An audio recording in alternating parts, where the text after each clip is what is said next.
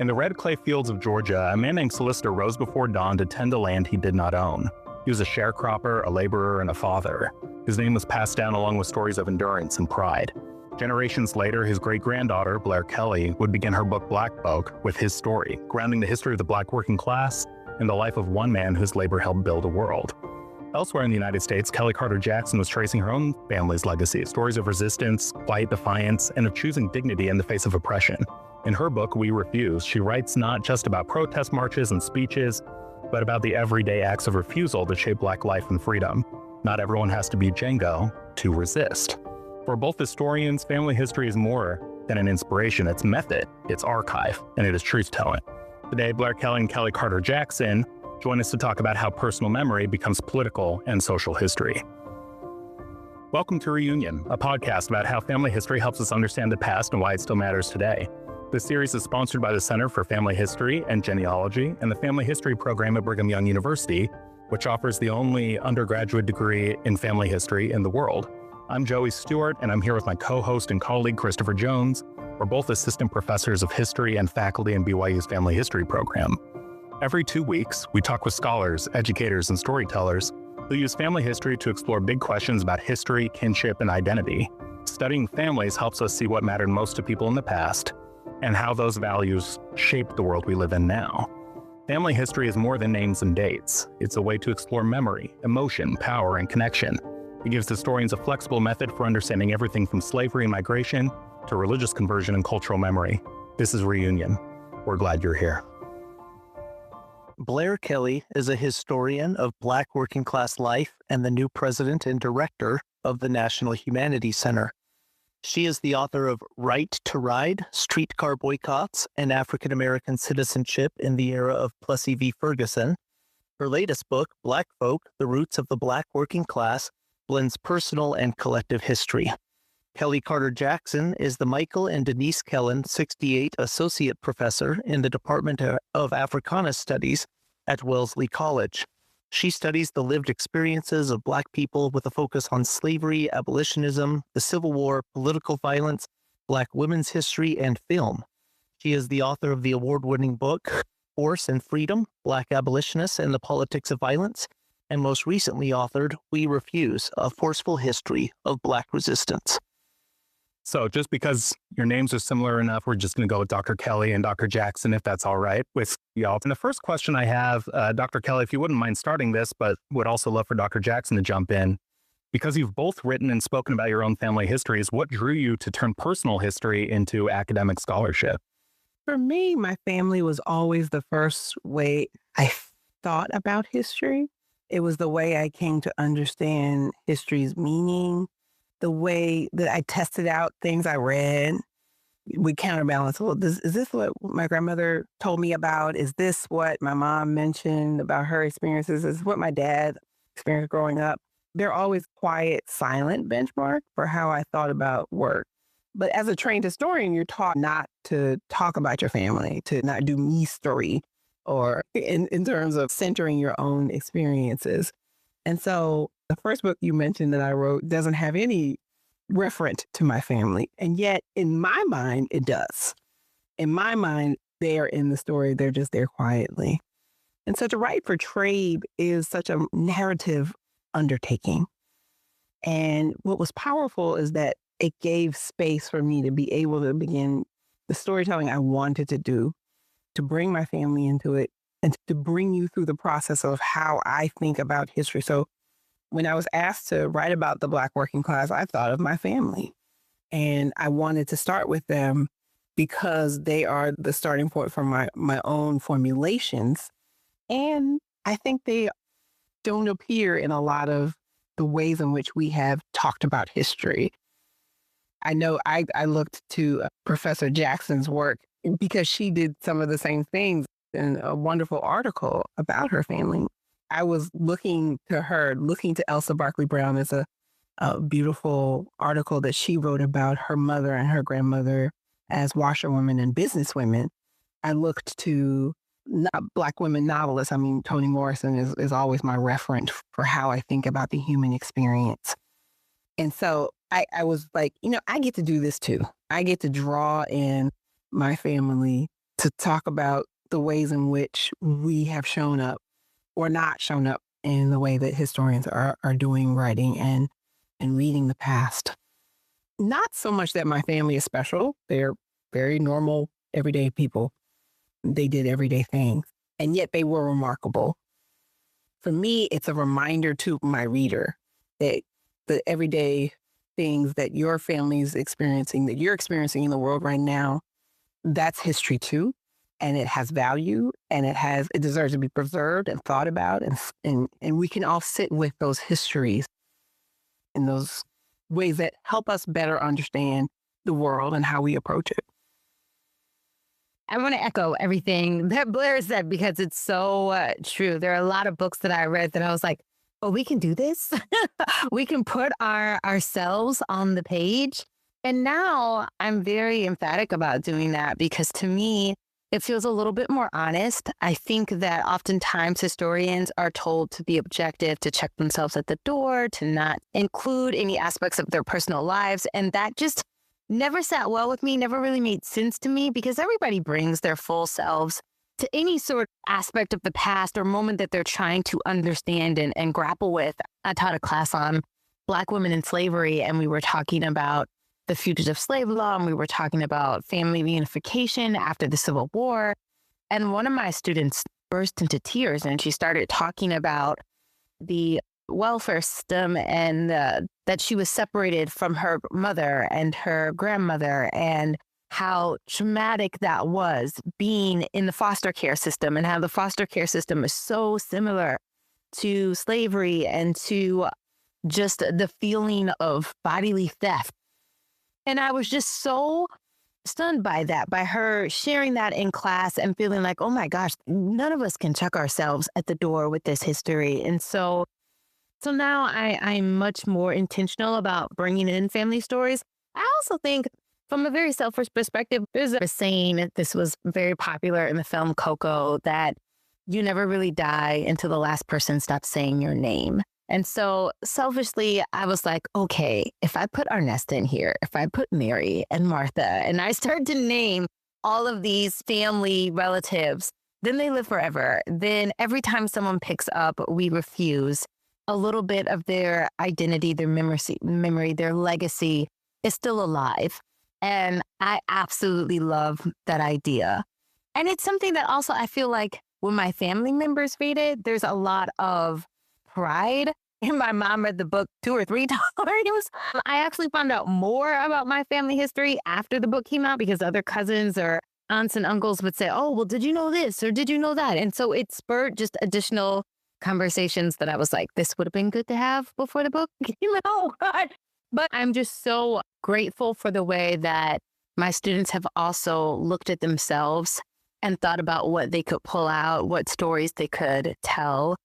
I think it's very generative. I think it's very contagious. People want to do that. And Henry Louis Gates does this a lot. He says, everyone's favorite subject is themselves. In a very vain way that when you sit down to talk to someone, they want to tell you who they are. They want to tell you all about their life. I think that's why one of the reasons his series, Finding Your Roots on PBS, is so successful is because everyone sees how cool would it be to go down the rabbit hole of your great, great, great, great, so on and so forth. Yeah, maybe there's a little vanity there, but I don't think that is not taken to the extreme. I think a little bit of that is good and healthy as long as it's honest, as long as it's telling a story that can connect other people to the past in useful ways. I think it's really generative. So, Dr. Jackson, my first introduction to any of your scholarship was a 2017 article you published in Women's Studies Quarterly on your maternal grandmother, Ethel Phillips. And you noted in that article that the origins of that project came about because that grandmother passed away within a couple of weeks of you giving birth to your first child. And you were in the process of interviewing nannies to help with childcare, thinking deeply about the relationships embedded in that nanny and employer relationship and caregivers, and obviously race and the way that it factored into your grandmother's experience. And you make a note in there, very straightforward. My work is both personal and political. This is an article based largely on oral interviews you conducted with your grandmother's children, with parents and aunts and uncles and others. And that was really profound to me as somebody that had not written explicitly about my own family or my own ancestors in that same way. I do wonder, given the graduate training you had, given the traditional standards, maybe is a good way of putting it, of academic and historical writing, how you navigate that balance, the lines between personal memory and historical evidence. How do you judge the quality of that evidence when you're sitting down interviewing your mother or your grandmother, or thinking about memories you have of that great-grandmother or grandmother when you were a child? How do you balance those lines? You know, it's so funny because what sparked the article is that my colleague, who's a labor historian, was like, hey, we're doing this special issue on labor. Why don't you write something? And my first thought was, oh, I'm not a labor historian. I don't do this kind of work. But I had been thinking a lot about childcare, a lot about what it means to be a domestic worker like my grandmother was. She worked for the same family for 3 generations. She took care of their children and their children and their children's children. And for 59 years, she worked as a domestic worker for about 33 years for this one family. And I knew I had to go back to work. I knew I could not be a stay-at-home mom. And when you're interviewing people to watch your child, and when you're thinking about that kind of dynamic that you're going to have when someone is in your home, I knew I wasn't going to drop him off at daycare. I knew it was going to be a more intimate relationship. And so I had all of these questions swirling about, like, what kind of people were the employers to my grandmother, and what kind of employer do I want to be? And they were like the concept of, oh, she's like a member of the family. And yet, when someone's caring for your kid in that such close proximity, it's hard to not think of them as just a worker or just an employee. So it's very, very complicated, and balancing that very fragile line of employer, employee, of caregiver and parent, and also of historian, scholar, and then trying to tell this story. It's a very delicate dance. And there were times when I'm interviewing family members and I can tell they don't really want to be forthcoming, like that was delicate. I remember I talked to my great aunt who was born and raised in Mississippi, and I had asked her something about racism, and she said, no, I never experienced racism. No. And I was like, you from Mississippi, you're 93. You never experienced racism. But trying to get people to give you a full narrative, an honest narrative of what their work and life was like while the Clark family is very much still alive. It was very difficult. I will say that. It was very difficult. It was hard to hear, especially when I was interviewing members of the Clark family, how they thought of my grandmother as a person that never existed to me. I was like, what you're saying to me sounds completely foreign. And the way that you think of her also feels very subjugated through this subservient lens. When I'm talking to one of the sons and he's like, oh, I keep a picture of your grandmother in my laundry room, and every time I go to do the laundry, I think of her. And I'm like, who? And he's saying this like a compliment, like, I think of your grandmother as Mrs. Clean. And as a scholar, trying to keep a straight face, okay. All right, because I can't be like, how dare you? That was one of, and remains one of the toughest articles that I have written, because I had to sort of take off my granddaughter hat and put on the scholar hat and not be judgmental and be an effective listener and ask questions without judgment to get the story that they wanted to share. But it's just a lot. It's really hard doing that work. And it's so funny. I do have to say this now, but after that article came out, I said a lot more than I think that I would have ever shared in a public format. I was like, well, it's the Women's Studies Quarterly. Who's going to read this? No one from the Clark family is going to get this article. And then later, fast forward maybe 3 years, and someone was like, hey, I read this article. It's great. Could you do a truncated version, like an op-ed for this branch of NPR in Boston? So I was like, okay, yeah, sure. So I shortened it to maybe 1,200 words. it gets published, it gets picked up by NPR. So NPR takes it to all of their outlets. And within a week, I had feedback from the Clark family that was none too happy about the way that they had been portrayed. And literally the son was like, how dare you? And then he said, I think I can speak on behalf of your grandmother when I say. And I was like, whoa, you can stop right there. And I knew her better than you did. And it was just incredible. The audacity to think that someone were cared for them more, someone who was only allowed to enter through your garage because Black people weren't allowed through the front door. All the different dynamics of that subordinated relationship. Whew, those were the hardest stories. I still get mad sometimes when I think about the Clark family because they don't think of themselves as racist. They don't think of themselves as problematic. And you know what? They probably really did love my grandmother in the best way they knew how. Within the parameters of that framework, it was complicated, to say the least. Dr. Kelley, same sort of question as Dr. Jackson. How do the personal and political come together when you're writing about this in your historical analysis? So the interesting thing is that most of the people I'm writing about in this book, my mother, my grandmother, my grandfather, they passed. My mother passed away 12 years ago. And when I first started doing genealogical work, and I started doing this research just because I was interested in it and I like it and I'm a nerd. And so I never really thought it would have any purpose. I have discovered all kinds of things about all of my family. I did a presentation at a family reunion, those kinds of things, but none of it was ever intended to be historical scholarship. And for me, what's been powerful is to sit and think about what she would think about it, because I know she was private. For example, I write about family members who passed away from tuberculosis in the conclusion of my book, that my grandmother lost a sibling, a brother-in-law, a niece and nephew, her parents and her grandparents to tuberculosis. I remember my mother saying at one point, don't say anything about that because then people will think they were dirty. And they weren't dirty. They just couldn't help it. It was just a thing that, overtook them.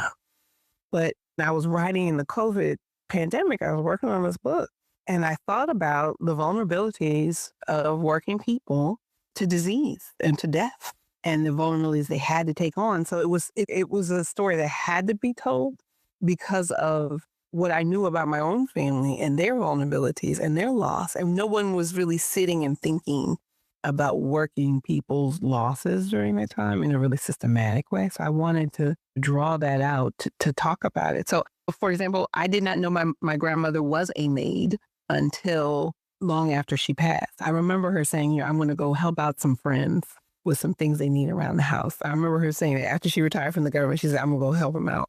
And she said, you going to come with me? I'm going to help them out. I'm going to clean up. They need some help. They're not that good at it. And I was like, oh, okay. We're going to help out. That's cool. And then later, my mother told me the story, for example, the story about the ribbon around her neck and her mother not being able to take her home because her employer didn't let her leave to take her all the way across Philadelphia. So she put her on the streetcar by herself with a ribbon on her neck before she could read and to ask for someone to help her get off the streetcar at the right spot. So she told me that story in version. So I had a version of it and then a little bit more information. And then probably 2 years before my mother passed away, the reason she had to do that is because she was a living domestic and she wasn't allowed to leave. And I went to see her and she was supposed to be allowed to take me back home. But they said that they had something they wanted her to do and that she couldn't take me. And so then the story finally made sense in that moment. But they were so concerned with me being prideful as a Black person in this generation. They were very concerned with me being educated and knowing that they were educated. My mother went to Howard University. They wanted this upward trajectory for me. And they didn't want me to have any shame or pain or difficulty. So I wonder what her own reaction would be to the sharing. I believe that she would have been proud because of the way in which those connections are being made for what was explicitly political about their work, what was explicitly community building and fundamental to the Black experience that came from women like my grandmother, women like my great-grandmother. That makes me think about the title of your book, with it being Black Folk. I'm thinking about W.B. Du Bois and the Soul of Black Folk. Du Bois wrote that book, at least in part, because he was separating himself from the folk, being the right kind of Black person, or the right kind of Black family, or having the right kind of knowledge for a Black person. Did that factor at all into the title of your book? I talk about that in the introduction. Du Bois wrote The Souls of Black Folk, and that's not what I'm talking about. Because in part, I was writing my introduction and my editor said to me, "Oh, this looks great. When are we going to get to the elephant in the room?" I'm like, what's the elephant? What's happening? And he was like, "You're titling your book after Du Bois's work. When are you going to talk about Du Bois?" I was like, "No, I mean Black folk. Like the way we talk about each other. I mean like regular people, everyday folk. Like we say Black folk all the time when we're talking to each other." Can I just say that is exactly what I thought when I saw the title of your book? I was like, oh, I love this. This is you and me. This is like everyday people. I absolutely love that title. It's so perfect. Yes. Yeah. And people were like, "It should be Black folks." I was like, "Nope, not folks, folk," because that's how we address each other. And the funny thing is, Twitter was still in existence and as Twitter at the time, and I was active there. And so I was so tickled by Dan's assumption that, shout out Dan Gersel, that it was Du Bois. And so I typed in, "Hey, when I say Black folk, what do you think?" And all of my Black followers were like, "Oh, I think about collard greens and my grandmother and having to go to church on Sunday with pantyhose on." And they were just all this atmospheric Black life. And all the white followers were like, "The amazing and groundbreaking text by W.E.B. Du Bois." And I was like, "Oh." So there's a little section in the introduction where I say, this is not Du Boisian Black folk. This is Black folk. The atmospheric, the community, the internal. I think it's been a fun way to delineate. But, that is family. That is community. That is grounding in the way we speak about each other and the way we think about one another. Listeners will not be able to see how animated and excited you were, joyful, while you were sharing that story, Dr. Kelly. That made me think of a chapter in Dr. Jackson's book about Black joy. She starts this chapter in maybe the least joyful way possible by talking about the passing of her sister and the passing of her brother that followed soon thereafter. I don't want to give too much of the book away for people who haven't read it, but these things happened back to back in Dr. Jackson's life and in the lives of her family.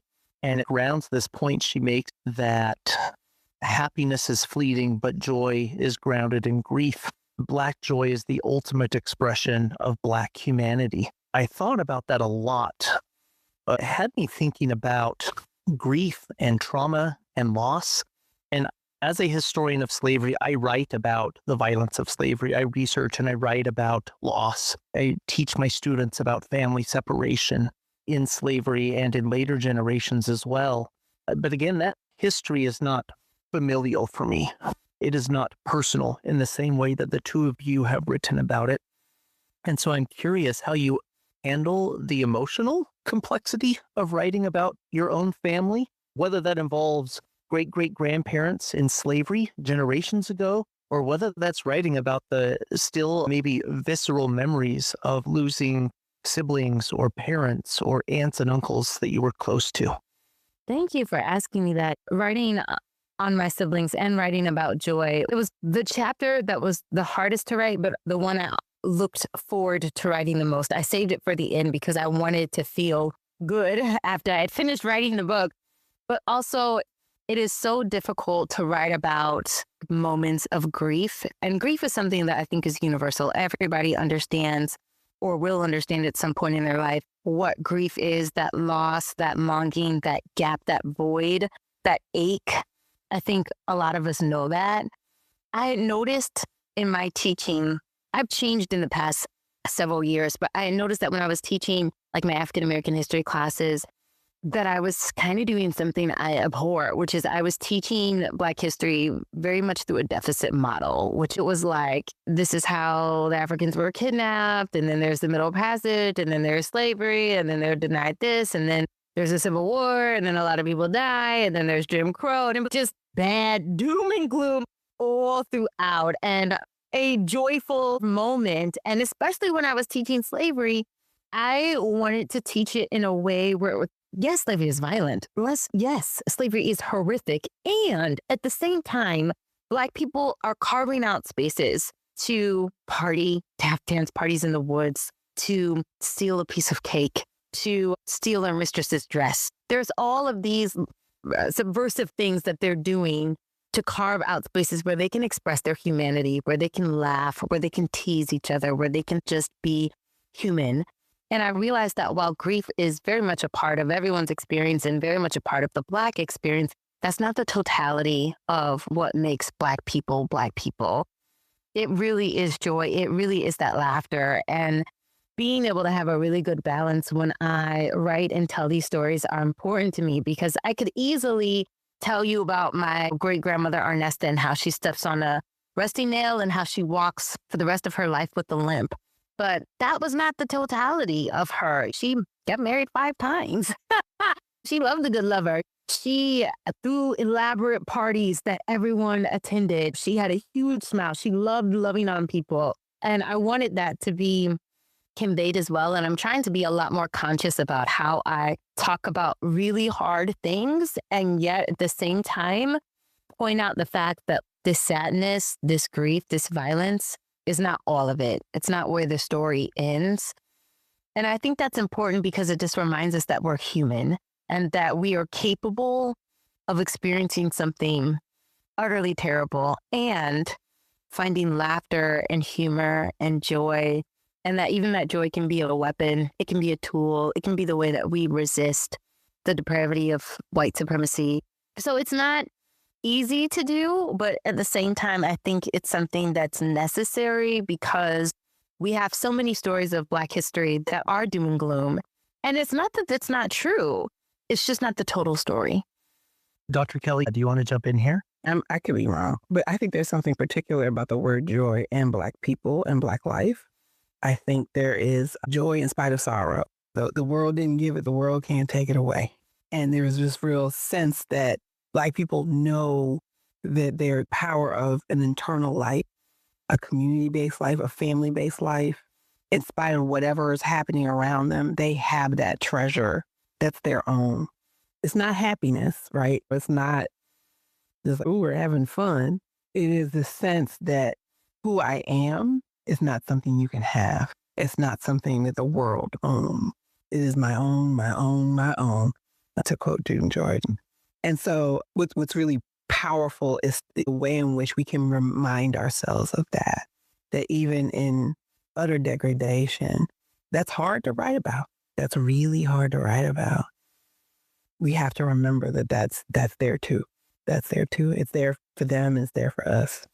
I appreciate Dr. Carter Jackson invoking the grief of the current moment.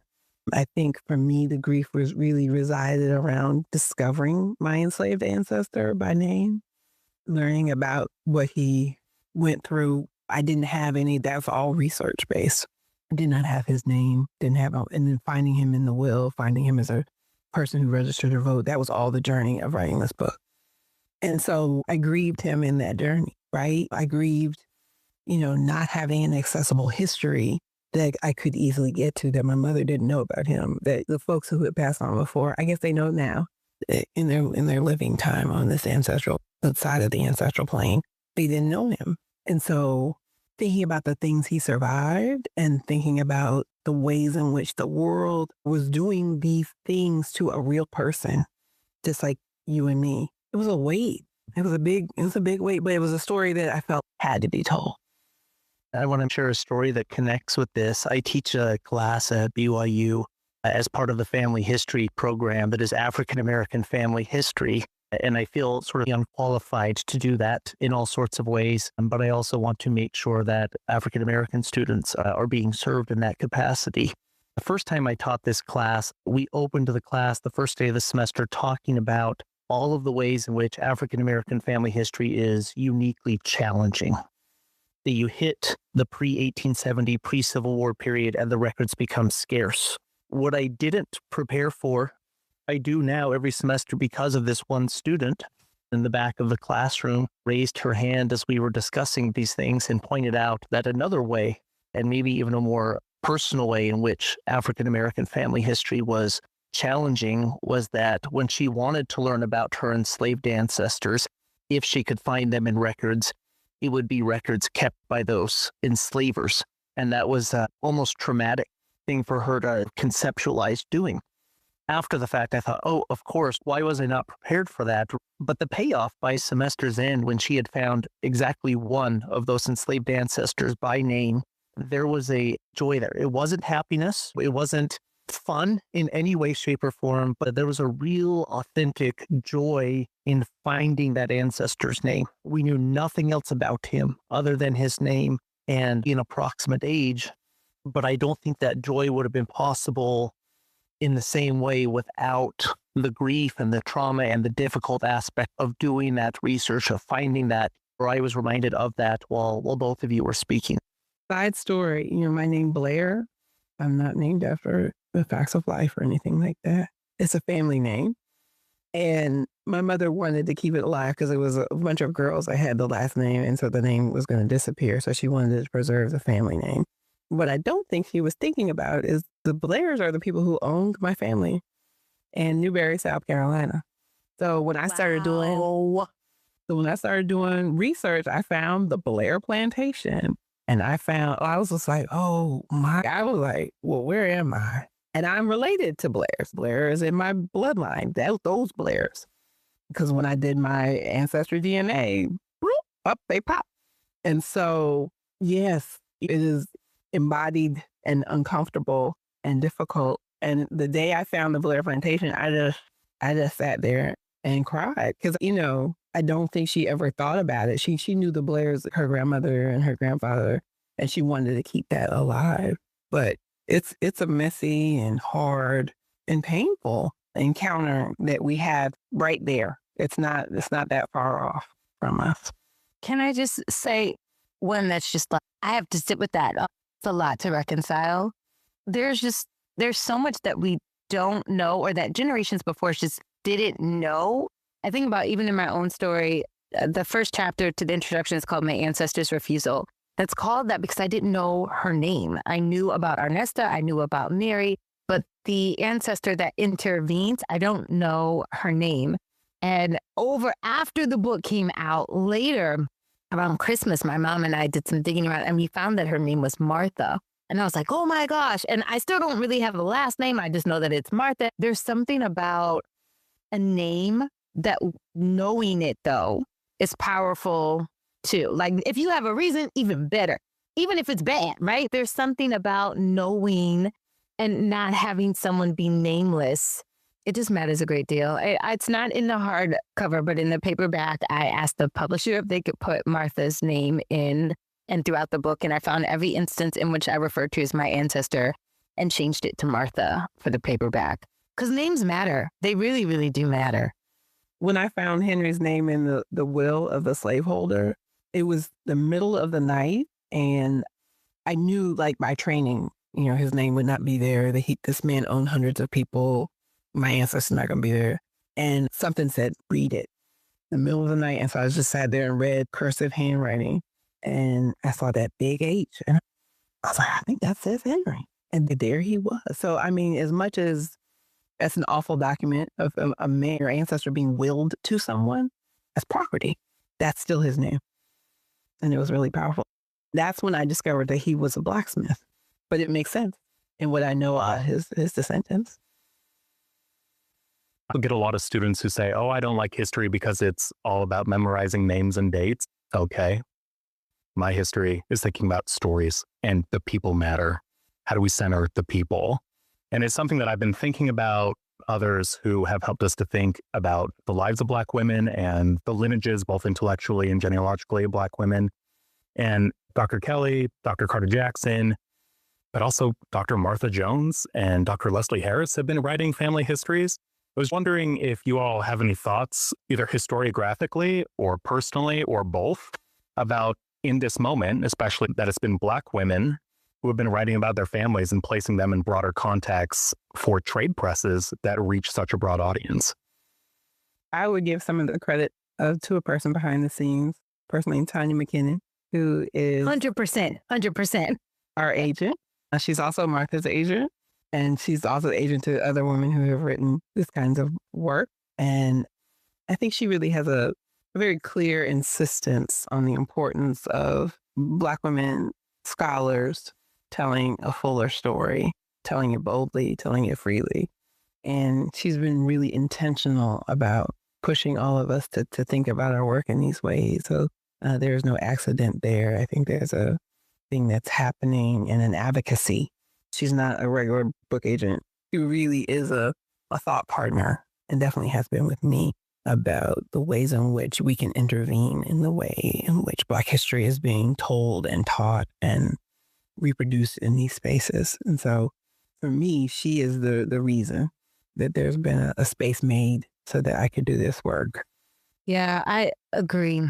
I'm so grateful to Stein, all the efforts and championship she has put into our scholarship. I'm really encouraged when I see more people engaged in this work. I think it's not, to me, a surprise that Black women are doing it. I think part of that is because Black women have been so marginalized and so erased within the historiography. We really have to do a lot of recovery work, a lot of work that just other people don't think about, don't give any time to. And it took so long for people to even consider Black women's history to be a legitimate field. I think Deborah Gray White, who tried to get her book published, and people are like, Black women's history, is this even a thing? I mean, people, their voices, their contributions were not considered. And so to be able to tell women's stories in general, whether I'm related to them or not, I think is so revolutionary.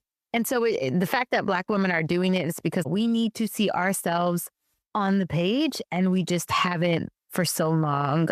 And even when you talk about someone like Rosa Parks, she's been silenced. We don't quote her. We bring her up. We show her picture. We don't give her language. We don't give her volume in that kind of way. But we can quote King all day long. And I think there's something about that is very intentional. I tell my students all the time, pay attention to who is speaking. Pay attention to who is silenced. Pay attention to like what stories you're being given and what stories you're not, because that will tell you a lot about what narrative, what story is really being pushed.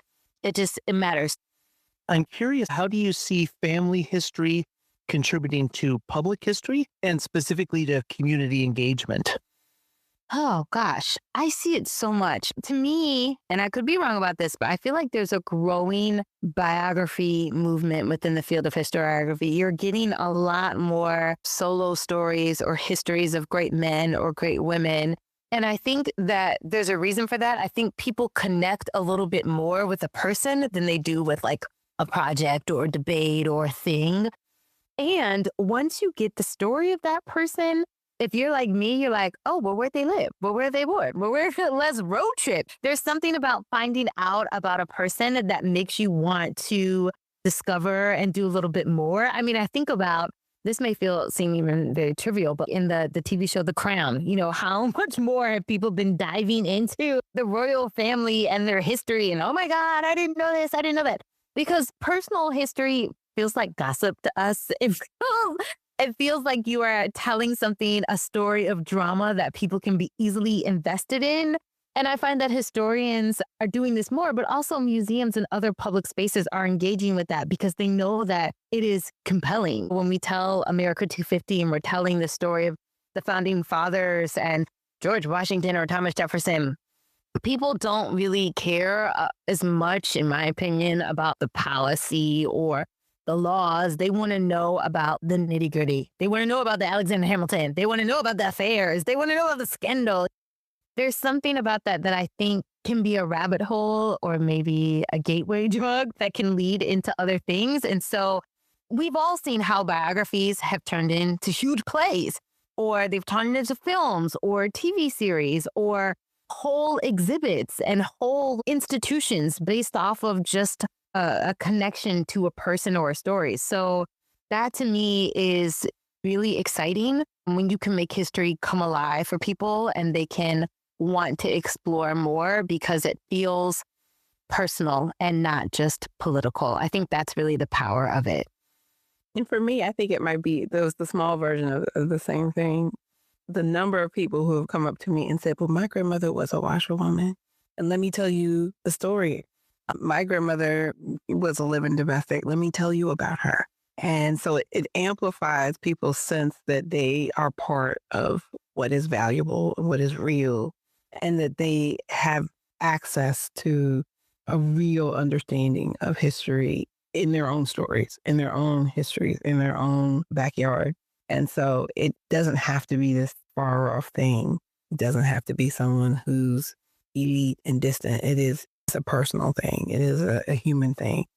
And for me, I think writing about everyday people has brought everyday people to the fore of who reads my book, who comes to a book event. I did an amazing event with SEIU in Chicago, and it was all union workers.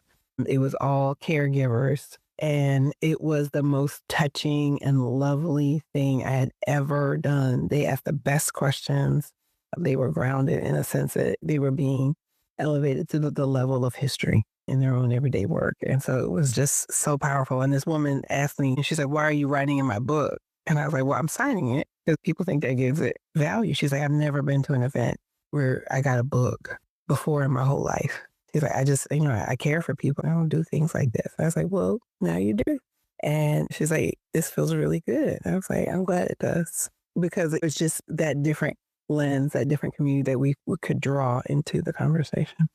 This reminds me quite immediately, actually, of Dr. Carter Jackson's work on roots that she mentions in We Refuse, but also has the edited volume on roots, its legacies and impact, and where she talks about how transformative roots was for Black representation in everyday life. And it was powerful for Black Americans in the 1970s to see themselves in the complexity of the Black experience on screen, but also transformative for white Americans to see the complexities of Black history on screen. But on representation, when you were talking there, Dr. Kelley, about speaking at this event at SEIU and these Black folk, these working class Black folk coming and seeing themselves represented on the page, but also being invited and being present at this event and getting to interact with you in that way.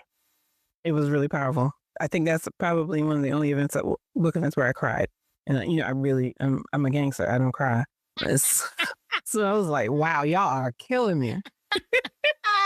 That's when you know you're doing the Lord's work, though. That's when you are making that kind of connection with people, when they see themselves on the page. Even when you're not writing about them, you're writing about them.